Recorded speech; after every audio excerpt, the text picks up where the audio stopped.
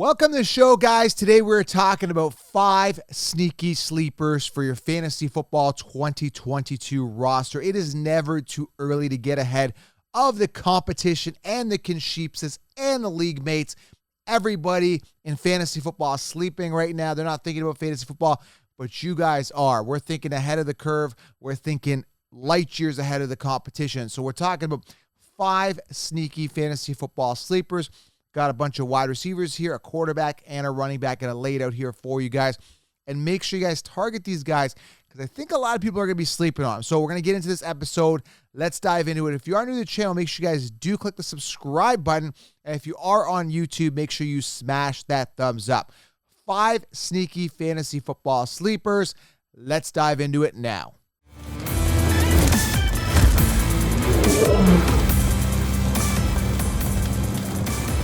All right, welcome to the show, guys. This show is brought to you by PristineAuction.com. Head on over to Pristine Auction, use code SWAGLINE, and create a free account. PristineAuction.com. Create an account using SWAGLINE, and you're entered to win some amazing draw swag. I've got helmets, I've got signed helmets, signed jerseys, signed footballs, signed everything, guys. Free giveaways. Winners are announced on my Instagram at Fantasy Football Counselor. Make sure you guys are following there. Turning on notifications, but head on over to PristineAuction.com. Use code SWAGLINE. You're automatically entered. Okay, guys? If you are new to the channel, make sure you smash that thumbs up. And let's dive into it, guys. 5 sneaky fantasy football sleepers. All right, now there's a ton of sleepers. I'm telling you, I'm just looking at this right now. It's so funny because when I look at the Consheepses, the consensus rankings for fantasy football 2022, I'm seeing a lot of copying and pasting, which happens every year. And it actually kind of makes me sick to my stomach because the mainstream are literally taking last year's top finishers and telling you to draft them pretty much in that order, right?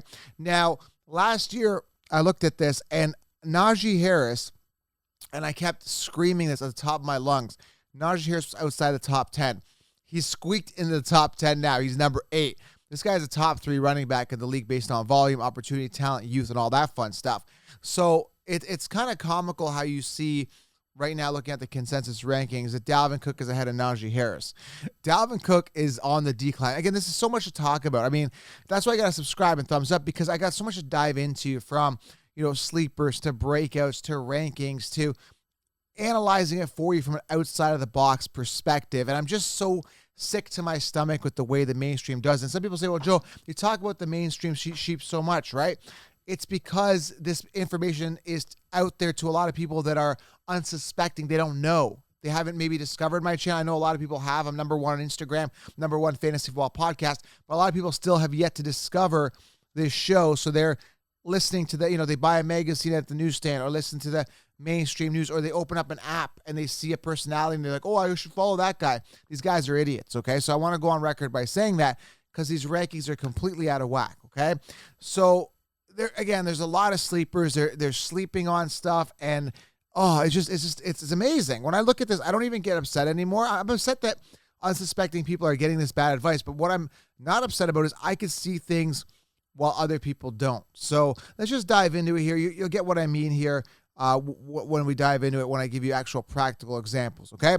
So let's talk about the first sneaky sleeper here. The guy I'm talking about is Darnell Mooney, sitting at number 36 on the consensus Consheepses rankings, finished 23rd last year. This guy was a round 5 pick for the Chicago Bears in 2020. He's going into his 3rd year. Now, when I look at Darnell Mooney, I see a lot of talent, right? He's not a super tall receiver or anything like that, but the guy gets it done. Where he's lacking is the touchdowns. Last year, 140 targets, number 1 in targets on the Bears, 81 receptions, over 1,000 yards, 1,055 yards, and 4 touchdowns. So Darnell Mooney is a guy that is slow and steady, safe, and helps you win the race. He's a guy that you can get, for example, there's Hunter Renfrow last year, who was that guy that was kind of off the radar, but continued to produce week in, week out. He was solid. Now he's higher, obviously, on the consensus rankings, and people are all over him because he finished really well last year. So I'm looking here. I'm seeing Darnell Mooney sitting 36. I still think people are going to be sleeping on him. There's obviously going to be a coaching change. There's a coaching change there with Nagy being gone. And I still think they got to figure out their quarterback situation. Now, I'm not sure if, Fields is the solution there. played around 12 games last year. Dalton came in, played around 7 to 8 games. So I'm looking at these guys and I'm saying, okay, there's some changes that need to be made.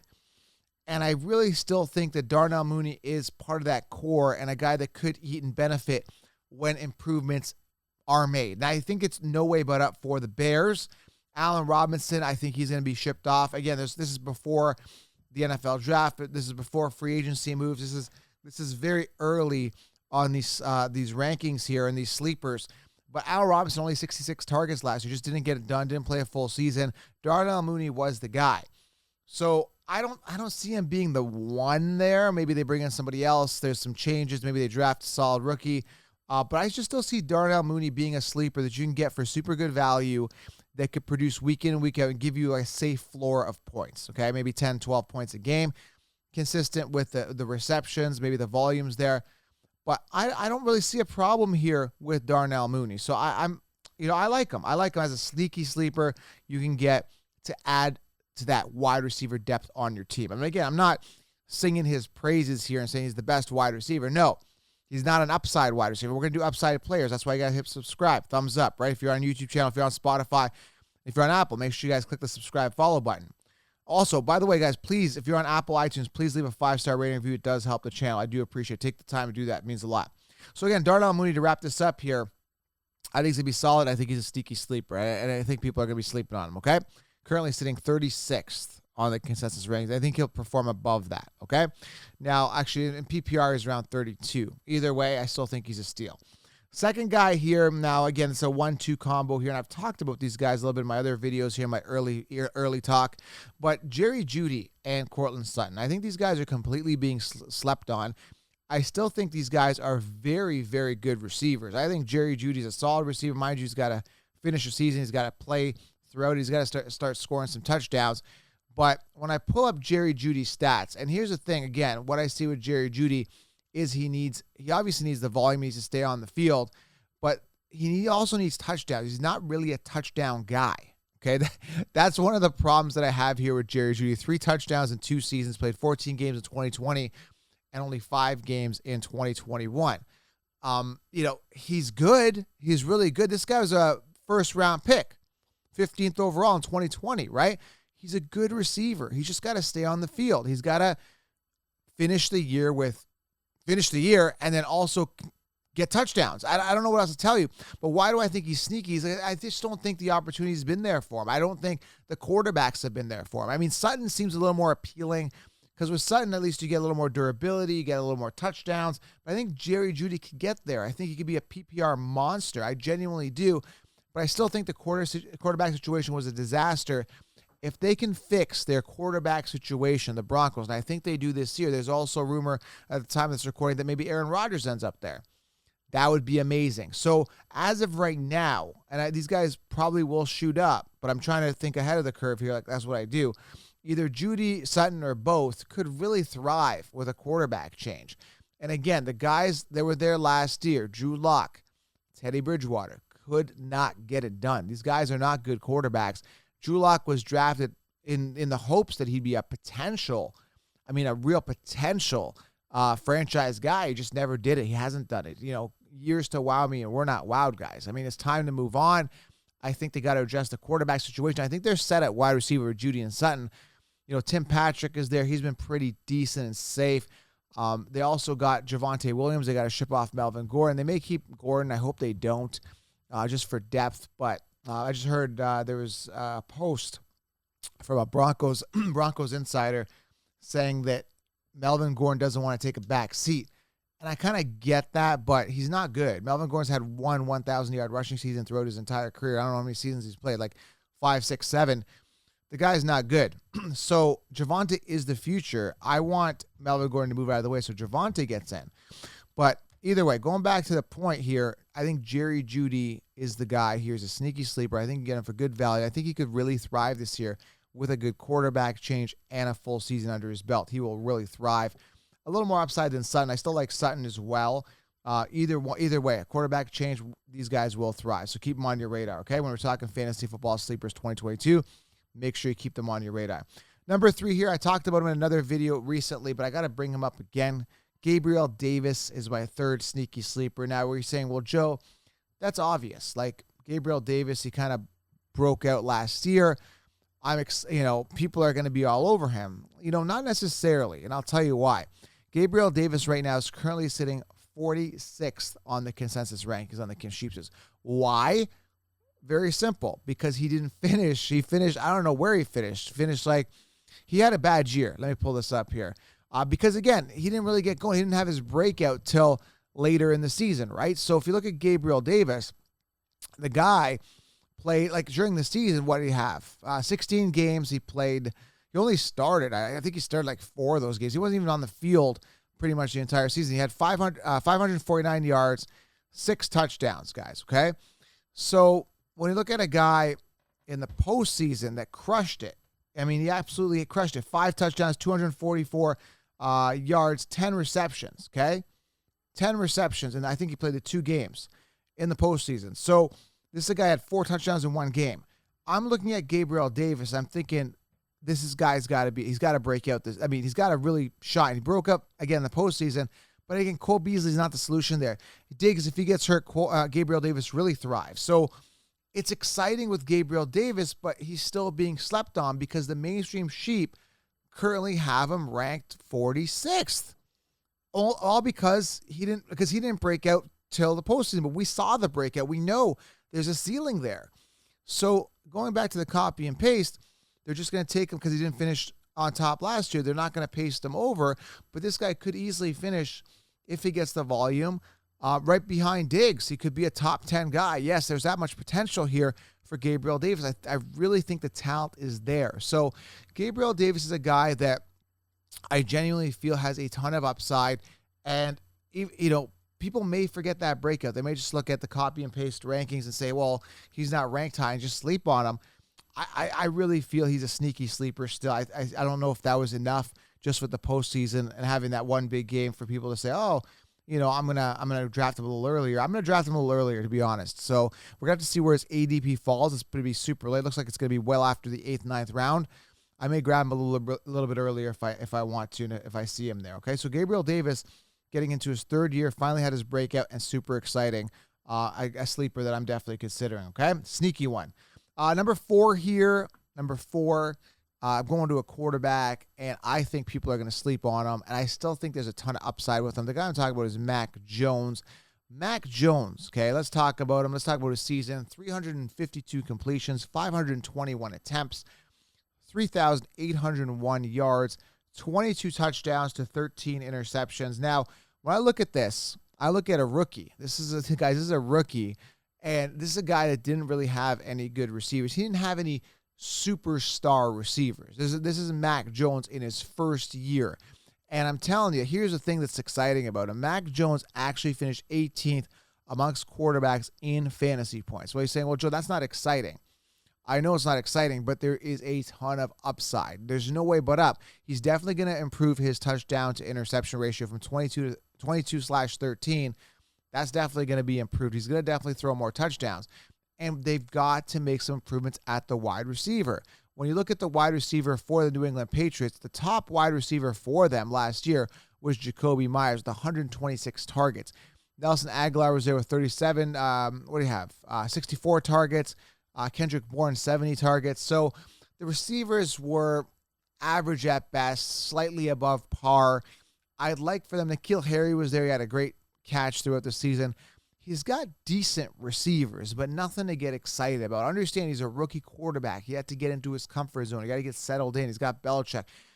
He's got a good coach. So, again, this year, we're going to have to see, what the improvements are in the offseason and the NFL draft, what's going to happen.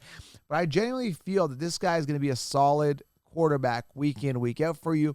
It's not going to be sexy. It's not going to be total upside. It's not going to be a guy that's going to, tear the roof off the place every single week, but a guy's going to be solid as a solid backup with massive safety. That's the word I'm trying to use. A guy that's going to be super safe for you guys week in, week out that you could draft as a backup that could be a sleeper. And again, when a 1 quarterback league, I always have 2 quarterbacks. A 2 quarterback league, I always have 3 quarterbacks to cover my bye weeks, to cover potential injury, and to cover potential lack of performance. So I always stash two quarterbacks or have two quarterbacks in a one quarterback league at all times. All right, guys? All right, so that's number 4. Number 5 here, and people are completely sleeping on him simply for the fact that he didn't play last year. But last year he was a top 12 running back going into the season, and I was dodging him simply because James Robinson was there. Now, James Robinson could return.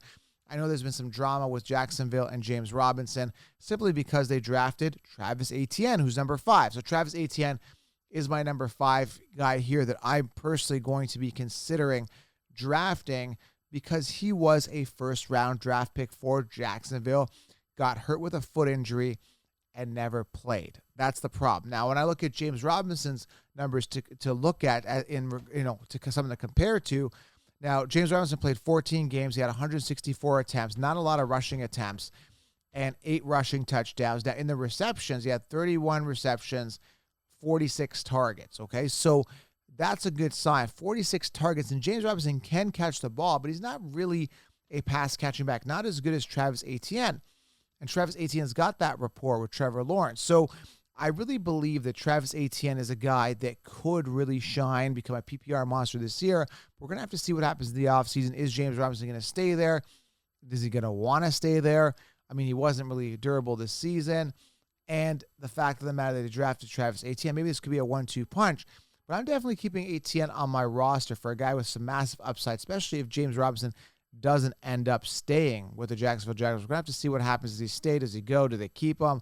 What happens with James Robinson? That's really going to predicate the impact of Travis Etienne, who I believe is a super sneaky sleeper because, again, he didn't finish the season, right? Like, he didn't play the season. He didn't start the season, right? So if that's the case, we don't know what he's capable of, so people are just going to sleep on him because he was unranked last year, right? There's nothing to compare to, so he's going to be really low on the rankings. And again, I don't know. I don't have the rankings in front of me that can sheeps us, but I'm pretty sure Etienne will be slept on. He is currently sitting, I don't even see him here. He is well low on the rankings. 35th right now on the Consheepsis rankings. So this guy could be a top 10 running back with James Robinson gone. So he's a sneaky sleeper, similar to other sleepers like Michael Thomas. There's a ton of guys this year that a lot of people are like, they didn't do well last year. We're going to forget about him. Calvin Ridley is going to be slept on. There's a ton more sneaky sleepers. Again, there's too long of a video for me to go into every one of them. And I go over all this in my 16-round draft solution. So make sure you guys do get the solution. I've linked it below here on YouTube, but head on over to thefantasyfootballcouncil.com. But I'm telling you guys, there's a lot of value this year looking at the landscape here early in the offseason. There's a ton of upside this year for a ton of players. So you don't have to invest early on certain guys. You can get the value for wide receivers later. You don't have to invest early. A ton of sleepers this year. Okay, guys? Again, it's a very early video. We're working into the 2022 fantasy football season. If you are new to the channel, make sure you guys do subscribe. I appreciate you guys being here. Let me know what you guys think of these sneaky sleepers. Darnell Mooney, Jeudy, Gabriel Davis, Mac Jones, Travis Etienne. Let me know what you guys think. Do you guys think these guys have top 5, top 10 upside? Love to get your feedback. Okay, guys? Subscribe, thumbs up. I'm out.